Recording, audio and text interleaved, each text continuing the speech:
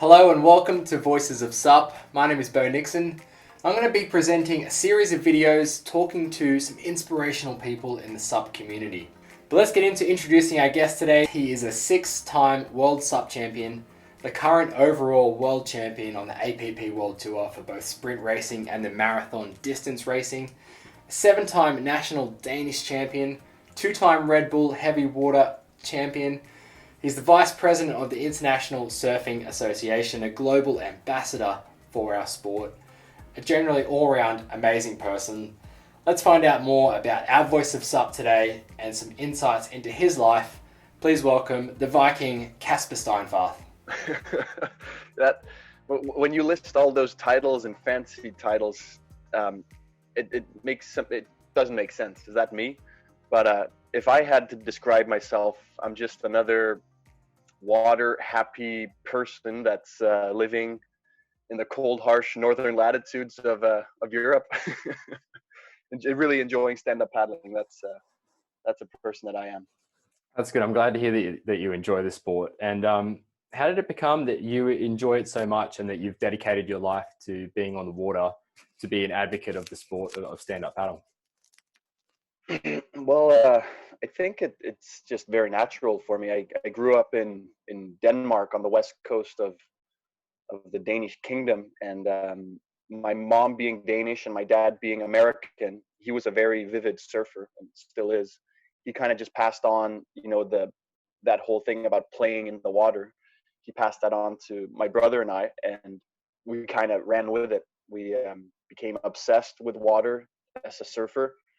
But then stand-up paddling came into the picture, and I think it hit home base with me, and I really enjoyed the freedom of being out on the water and being able to paddle up and down the local coast at first, but then quickly I realized, hey, I can take this all around the world and use it as a means of exploration to see the world. So as a teenager, that became my deep fascination, and I guess here I am 12 years later, still a complete addict to paddling on the water. Just touching on a bit of where SUP's taken you, do you feel like the sport is moving toward a more adventure touring side in the kind of coming years, or where do you see the sport going?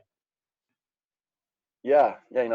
I've been fortunate enough to be part of the sport for quite some years now, and this thing we call the sport, that's kind of, you used to be an elite athlete as well. Remember, we competed a lot together, and we've seen that side of the sport, but what really is happening now, in my opinion, is the adventure aspect is coming into the game, where I think a lot of people have realized that stand-up paddling is essentially the bicycle of the ocean, and you can really go paddle in all these incredible destinations, even though you're not, say, a world champion or a world-class athlete.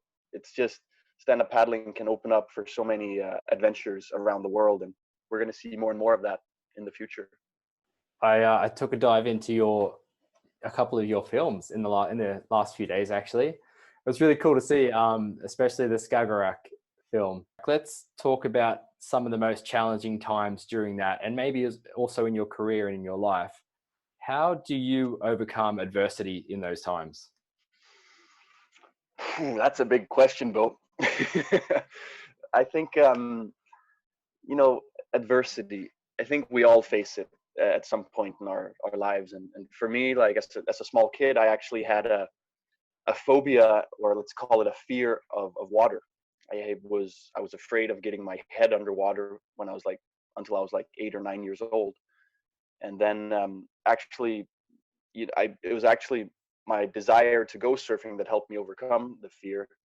In the same way that when I, a few years ago, tried to paddle across the Skagerrak Strait on a stand-up paddleboard between Denmark and Norway, there was a lot of things that were against me, but I think it's part of the human DNA, in a sense, we want to push ourselves. Like, we may not all be aware of it, but we want to progress and like improve our abilities. And I've always found that very fascinating to jump into the pool on the deep end sometimes, and just learn how to swim while I'm drowning, so to say. But I think Skagerrak, and I'm really excited about having the film on Red Bull TV now, and anyone can watch it. It gives me a lot of it makes a lot of people actually write me with stories from their life, and that's one thing that I feel is really interesting, is that we all have a desire for adventure deep inside of us, and hopefully we can, help each other push ourselves into doing some of the things we dream of. And obviously people get in contact with you because you are such an inspiration to many, including myself. You you really are. And you really seem to enjoy every single moment in life. And that shows just through your dedication, your determination, just how you connect with people. What is Casper's message? What are you trying to convey to the world? I don't really know. Like, to be honest, I don't think I'm really focused on a message I want to convey. I'd rather my focus in life is just to play through it, like to be on the water having fun, to be engaged in the projects that I like doing, to be learning new stuff. Like, when people ask me that question of what do I want to convey, like, I don't like the concept of preaching. I don't like the concept of telling this is the right way or this is the wrong way to live your life. I just know that for me, I've found a huge happiness in this playful approach where, like, of course I'm a professional athlete, but deep down I'm just a surfer that wants to be on the water, in the the good waves when the waves are there. And that's kind of the thing where I kind of want to just be able to have a lifestyle that allows me the freedom to be where I want to be when I want to be there. There's some key messages that I've found meaningful, which also is not being afraid to jump into something that might seem scary, and being accepting that sometimes we fail as humans, and sometimes things don't go as planned, but at the end it makes us stronger. Like if you watch the Skagerrak film, you'll quickly see that I completely messed up on my first attempt at crossing that ocean. I was literally 12 kilometers from my destination, and like I felt like, yeah, I got this. And then Mother Nature just gives me the biggest slap straight in the face, and like the current and wind just blows me backwards. And I guess I just realized, like, wow, I failed. I got some work to do. But no, it's about, I think in general it's about keeping a positive approach to life, and like, hey, a failure is just a setback and we learn from it. That's what makes us human. Exactly. And I think it's very courageous of you to share that experience, that you can actually learn from failure, and that you shouldn't be scared of failing, because in itself it's a huge lesson learned. On the lighter side, what boards have you been riding? What have you been in the water doing? Are you into foiling, kiting? You're just into everything, it seems. But what's kind of your board of choice at the moment? Well, it's a strange time right now, and it's kind of strange to be saying this because in Denmark we're on lockdown as well with the corona crisis, but we're still allowed to go outside and be on the water, unlike other places I know in Europe, for example. But I've been keeping busy with foiling a lot recently. I'm so freaking excited about foiling, where it gets a smile on my face every time I go into the water because I'm learning something and I'm feeling a progression. I'm riding the Nash hoverboard right now with some of the new high aspect foils. Just playing around, trying to find out what gear works in what conditions. And I'm by no means an expert yet, but I'm really having a lot of fun. And then we've had some great downwinds as well recently, where I've been playing around with some of the race boards. The Maliko from Nash is also one of my favorites, and it's just whatever the conditions dictate, I'm out there playing with something that makes it work. So no, I'm trying to keep busy and be on the water because I think it's easy these days to get distracted by a lot of negative thoughts and the crisis of our lifetime. Some might call it. It sounds like you have a pretty cool project in the works. I don't know if you could tell me much about it, but you want to start up your own surf SUP foil school. It seems really cool, and I think a lot of people are going to be wanting to come over and do some work with you. I guess the cat's kind of out of the bag now. But I'm starting a project with some people back here in cold Hawaii, some good friends where I've always enjoyed. One of the things I've enjoyed is teaching and helping people improve their skills on the water. I do it naturally when I'm surfing or paddling with someone. Like if I see you have a flaw in your technique that's holding you back, like I really get a kick out if I can help you overcome that. So it's an idea I've had for a long time, and I'm planning on doing a quality-based SUP and surf school here in cold Hawaii in Denmark, where we're not just really a surf school. I'd more look at it as like we're guides. Like we're going to focus on taking people on an adventure more than just like teaching them how to stand up and paddle. We want to show you what we like about the area here, and we're going to do some camps and some workshops and some private coaching when I have time and stuff. But it's still in the works. You'll be hearing more in the next weeks. But I'm just kind of excited because it's like I love competing and stuff, but I also really get a kick out of helping other people reach their potential and see.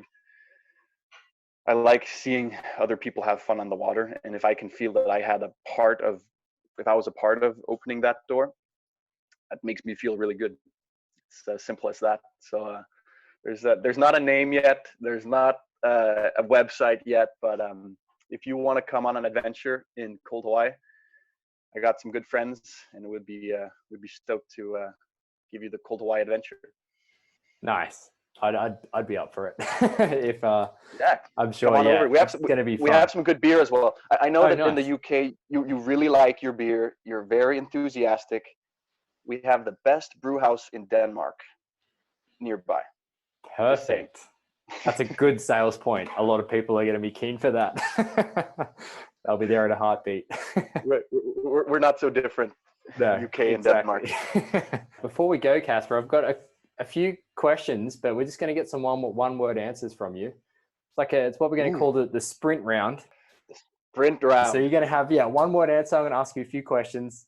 Let's kick it off. First one board setup for the rest of your life.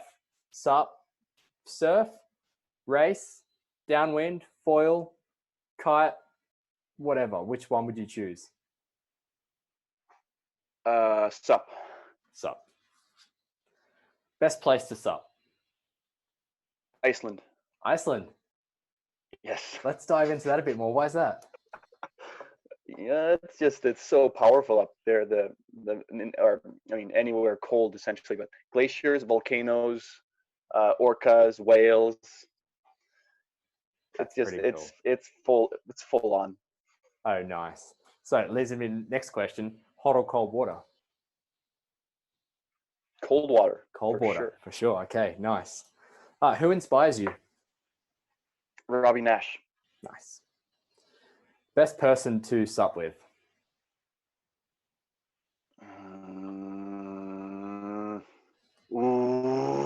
I hate these on the spot questions. Connor Baxter. He just pushes you. He's a good friend. He makes me laugh. Nice, nice. That's a good answer. Nice. What's your ideal wave size for surfing? Head high. Nice. And what's your favorite race that you've been to?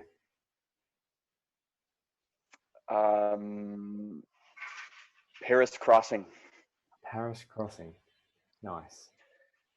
You wake up dead early. It sucks. It's dark. It's cold. There's 1,000 people on the water with you. You finish the race. It's 9 o'clock in the morning. You have a croissant. Your day is perfect already then. That's true. So true. You've done everything before 10 o'clock.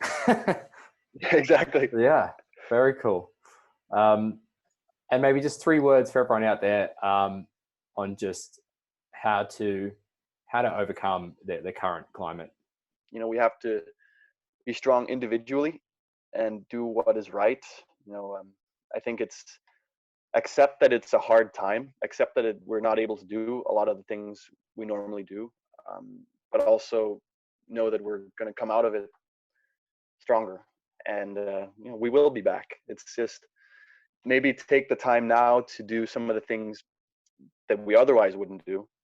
I can only say I can strongly advise towards gardening, setting small seeds in the ground, watching small flowers start growing up.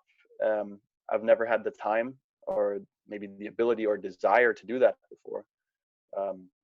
But this crisis made me do it, and I'm really happy for it in that sense. So all I can say is try to spin it to something positive, do something you couldn't do before. And before you know it, we'll be back out on the water. What would be a couple of tips you could give some of the viewers if they're maybe first starting to foil? What tips could you give them? Well, foiling is a magical concept, but the thing is, I think a lot of people, myself included in the beginning, was kind of skeptical.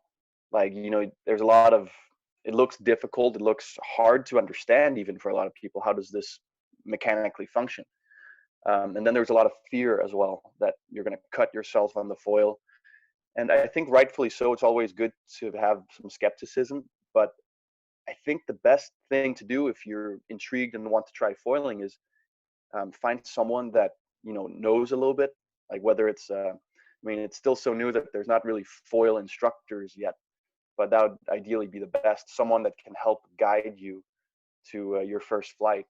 I mean, there's the equipment out there is super easy to use. You can have a board that's very stable as a stand-up paddle. It's a foil board. The foils fly at a really low speed also, so you don't necessarily need to be going say 15 or 20 miles an hour to go flying.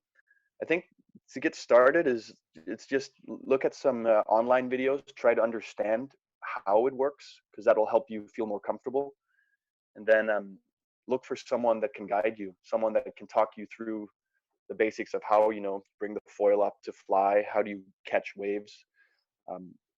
I think actually the best way to learn it is behind a boat, not in the ocean, but a boat that has like a rope behind it and is pulling you.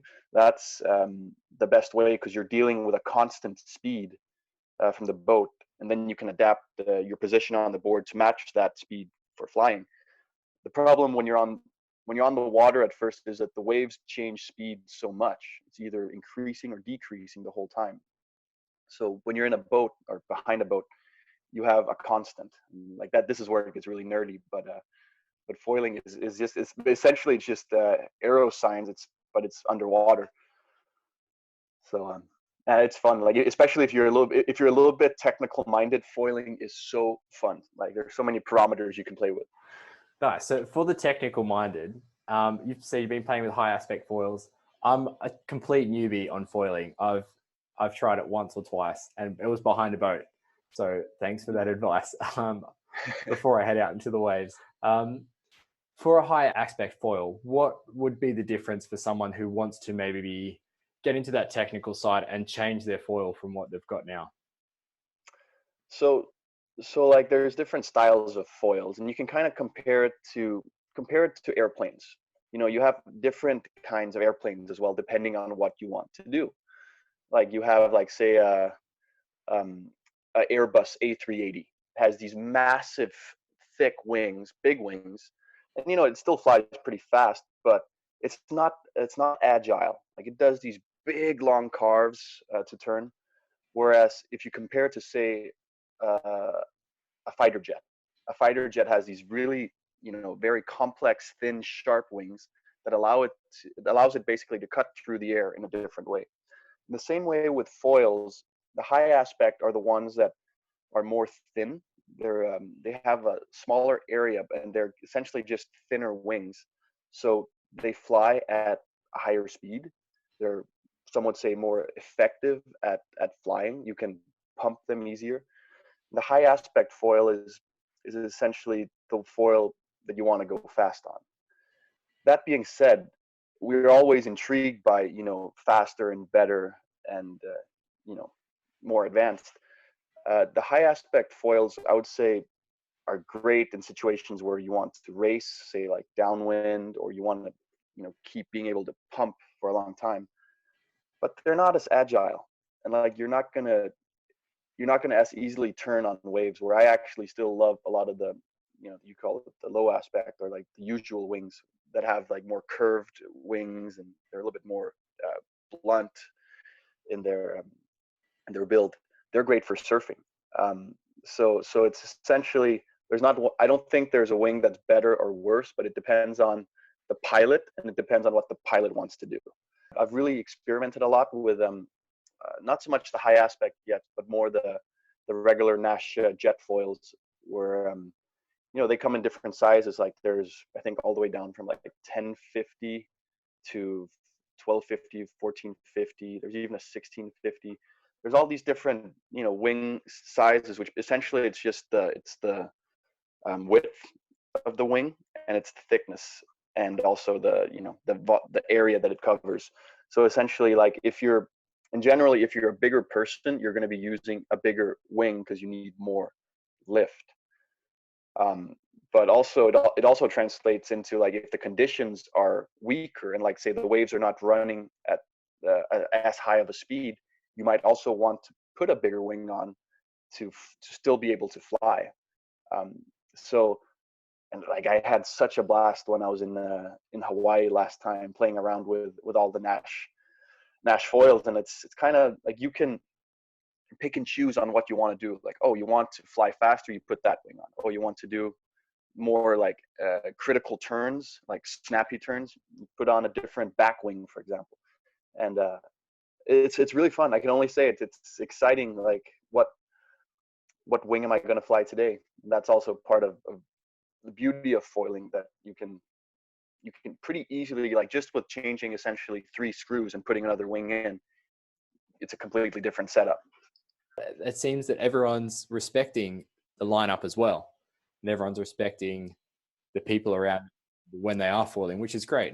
Well, I think one just has to remember that when you're riding a foil, you're doing something different than everyone else out there. And it's not that you are more deserving of waves, and it's not that you're less deserving of waves. It's just there has to, a lineup has to function, and you have conflicts that can arise between anybody out there. But when you have a foil, you also have a responsibility to stay clear of people, because you might feel that you're in control, and you can ride close to people, but reality is that you may not be in control. And also, people might feel scared when they see this board with this mast and this wing coming right at them. So it's just, I think it's been good to see so far that foilers are riding waves that otherwise wouldn't be ridden, like say new spots that traditional surfers or stand-up paddlers wouldn't go. It's easy to get alienated, like when you look at like guys doing backflips on the foils and riding these tiny boards. That's like, there's always going to be the people that want to progress and like try crazier and crazier stuff. But the beauty of foiling to me is the sensation of just hovering. Just, you don't have to be doing these big hacks or airs. Like, you're just floating across the surface, and the silence, it's really amazing. Like, when you're up and riding, you don't have the board hitting the water. So that's, I think, the joy that most people will get out of foiling, and it's fantastic. And even like, when you go out there, like, don't go on a small board, like take a big board, something that floats you and you feel confident on, because it'll still fly. Trust me, even if it's a big board, it'll still fly. Taking a step away from foiling, it seems like you've really specialized in the technical side of racing and stand-up paddleboarding, and that you've really excelled at making yourself the top paddler in sprinting. Mm-hmm.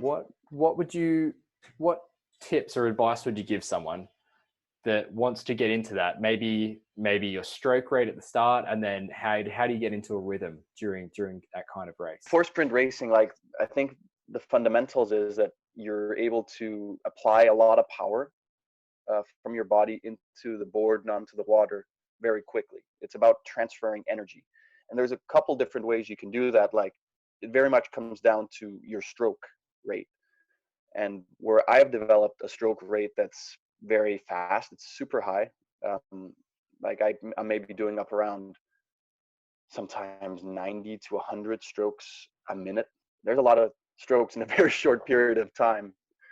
But it's kind of like, that's just one school of sprint racing, because there's also another one. Like if you look more at Danny Ching, for example, Danny Ching has gone very much into sprint racing as well. But he's of another school where he applies a lot of power. He doesn't take as many strokes, but he's really strong and he has a low center of gravity, and he's able to like do really powerful strokes that move a lot of water, so to say. When your paddle enters the water, you're bringing yourself to the paddle. That's always the way you got to be thinking. But the power is essentially you're loading a lot of your weight onto the paddle. Like you really got to almost be using your paddle as a brace. When I'm doing these like sprint starts, especially, I have so much weight, like I'm falling forwards. Then like if I don't get my paddle in the water, I'm basically just going to face plant. So I'm using my hips and my core to transfer weight into the board and power into the board. And really, it's a question of, you really got to be thinking that you're going to break that paddle. Like your paddle has to be so loaded with power that you feel you're at the very limit of what it can take. But then again, like it's sprinting is very much it's not for everyone. I think everyone can do a lot to improve on their sprinting abilities, but some people are very fast twitch, and some people are very powerful by nature. A drill that actually is very good for sprint training is you have to build up some strong muscles and some explosive muscles. And one of the drills that I do that you can try, hopefully when you can get on the water again, is when you go out on your race board or regular board or whatever you have, you attach like a 5-liter bucket, or like a 5-liter bucket, or like a big ball or something with a string to your board, and you create resistance. It's essentially an anchor. And then you're gonna do these impulses, like you're gonna do these intervals, like say then you try to do 12 strokes all out. And that's when you really feel you have to dig deep, and you have to really apply power from the right muscles to even get yourself moving. That's a really fun drill, because you'll feel like you're going absolutely nowhere, but if you do like six sets of that or something, like you take a minute break in between, do like 6 on each side, you'll finish the workout and you'll all of a sudden feel like you went to the gym and did worked some serious weights. But then at the end of each session, when you do this drill, then you take the resistance off for a set at the end. And trust me, you're going to feel like you're going to go flying, like there's no gravity or something. So it's good that you seem like you've adapted some gym training into the water training. Is that what you've kind of done for most of your kind of career? I think naturally there's a lot of strength training or gym training on the water. Paddling in headwind, you add resistance there as well. You also, when paddling through waves, that's another factor that pushes you back. So I think there's naturally a lot, and if you're carrying your boards around, that's also lifting some stuff. It's not it's not top of the, if you really want to be serious, you probably got to spend a good amount of time in the gym. But we actually do a lot of strength stuff naturally as paddlers. But I just think it's more fun to do something outside. You can also there's so many variations. You could put someone on a board behind you with a long rope, and you could start towing them around. I think the good thing, and it can get very technical because it depends on what muscle groups are you trying to train. But essentially, if you're doing something on the water in a paddling motion, like say you're paddling with the bucket behind you, you are directly training some muscles that you are going to be using specifically for this exercise, like for paddling. Like when you lift, like when you do deadlift or something in the gym, like deadlift is the one where you lift it from the bottom, and if you do that, like you're going to train a lot of the same muscles, but it's not in the same procedure. Like it's not in the motion of paddling. And that's the good thing about it. If you do strength on the water, it can very closely be linked to your paddle motion. What do you think's next for you? I feel like there's more adventures coming. I don't know what the future holds, but I know that I've been competing for nearly 12 years now as a stand-up paddle racer professionally, and I've really loved every second of it. It's also been, hard at times, traveling a lot and, living in a suitcase for sometimes up to 9 months of a year. It's a lifestyle I've enjoyed, but I also enjoy other things. And, I'm not really sure. I'm probably still going to be competing later this year. I'm definitely going to compete this year.